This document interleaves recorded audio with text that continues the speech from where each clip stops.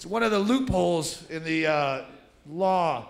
They keep in the smoking bans, they keep, if it's part of a theatrical production, a loophole in the law, because they don't want to fuck up some faggy Tennessee Williams production. That's why cocaine is illegal. It makes pussy too easy to get.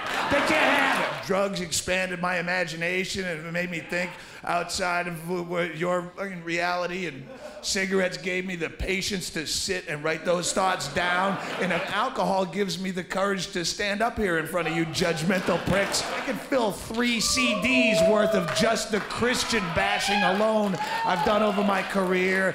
I've done Mormon bashing and Muslim bashing. I'll do more Scientology bashing once I have a stronger legal team, but see, the parents wouldn't have him if he wasn't converted to Judaism, because they're racist. And there's another reason to fuck the Jews. I don't like racists. Fuck you too, Jew. You're not good enough if you're not a Jew. Fuck you.